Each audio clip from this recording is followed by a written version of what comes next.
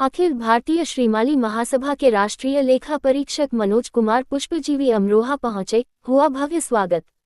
अमरोहा नगर में अखिल भारतीय श्रीमाली महासभा के राष्ट्रीय लेखा परीक्षक श्री मनोज कुमार पुष्पजीवी श्रीमाली का भव्य स्वागत किया गया। इस अवसर पर समाज के वरिष्ठ पदाधिकारियों और युवाओं ने गर्मजोशी से उनका अभिनंदन किया। इस दौरान महासभा के प्रदेश अध्यक्ष डॉक्टर RN पुष्पजीवी भी विशेष रूप से उपस्थित रहे। कार्यक्रम में डॉक्टर राकेश कुमार यादव, अपर मुख्य अधिकारी, जिला पंचायत अमरोहा ने भी अपनी गरिमामयी उपस्थिति दर्ज कराई। समारोह में समाज के कई प्रमुख सदस्य मौजूद रहे, जिनमें सुभाष चंद्र श्रीमाली, लक्ष्मण श्रीमाली, रामनाथ श्रीमाली, अनमोल श्रीमाली, गौरव श्रीमाली, अंकित श्रीमाली तथा अजय श्रीमाली प्रमुख रूप से शामिल रहे। समाज हित में चल रहे विभिन्न कार्यों और आगामी योजनाओं पर भी चर्चा हुई।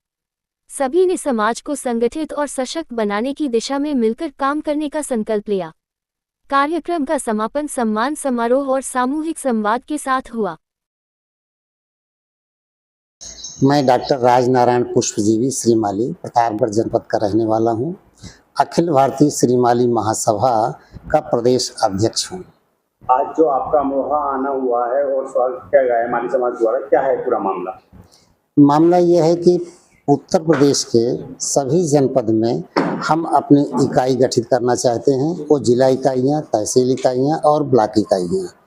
उसी के संदर्भ में मेरा अमरोहा आना हुआ है और अपने लोगों से मिल करके और महासभा की नीतियाँ, रीतियाँ और उद्देश्य, उसके लाभ के संदर्भ में हम चर्चा करना चाहते हैं और संगठन का कार्य है सबको संगठित करके विकास की मुख्य धारा में और सरकार के तटस्थ रह करके काम करना चाहता हूं। दबाया जा रहा, जब आप दबते हैं तो आपको दबाया जाएगा। आप जिस दिन दबना शुरू कर देंगे कि हम नहीं दबेंगे, उस दिन से कोई आपको दबा नहीं सकता। आपका मनोबल ऊंचा होना चाहिए, आपका क्रियाकलाप ऊंचा होना चाहिए, आपको शिक्षा से जुड़ना चाहिए। जब आप शिक्षा से जुड़ेंगे तो आपको समाज में अपनी स्टैंडिंग बनाने में बड़ी आसानी मिलेगी। वो कामयाब बता रहे हैं, हम अपने को कामयाब भी बताना शुरू कर दें। आज BDC, ग्राम प्रधान, जिला पंचायत, जिला अध्यक्ष, यहाँ तक कि विधायक और सांसद का प्रत्याशिता आप क्यों नहीं बन रहे हैं? हमको बनना चाहिए। उत्तर प्रदेश के अध्यक्ष होने के नाते हमने पहली बात ये ठान ली है कि अपने स्वजातीय बंधुओं में कम से कम 10 लोगों को आने वाले 2027 के इलेक्शन में हम खड़ा करेंगे।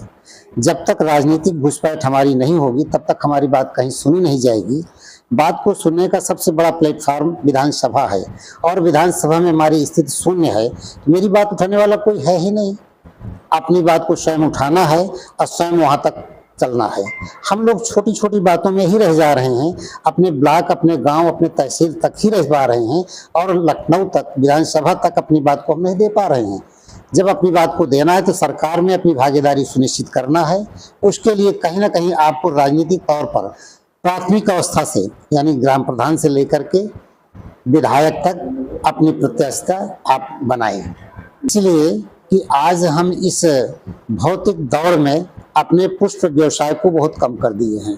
अक्सर जो थोड़ा सा पढ़ा लिखा परिवार हो गया है वो अपने को माली और श्रीमाली लिखने में हिचक महसूस कर रहा है। वो अन्य नाम से जाना जा रहा है, जैसे सैनी, शर्मा, बढ़ौलिया। तो हम स्वयं पहले एकत्रित तो हों, एक नाम से जाने जाएं, एक काम से जाने जाएं, तब निश्चित है कि मैं अपने कामों में अपनी वरीयता खोज लेंगे और अपना स्थान प्राप्त कर लेंगे। भूल है, हमारी आपकी कमी है। आने वाली पीढ़ी को हम श्रीमाली और माली का उपनाम नहीं दे पा रहे हैं, बल्कि सैनी लिखा रहे हैं। आज हम जैसे अभिभावक का काम है कि मैं अपने बच्चों के नाम के आगे जब विद्यालय में एडमिशन कराने जाएं तो माली या श्रीमाली लिखें। जहां तक हमारा विचार है कि हम श्रीमाली से जाने जाएं।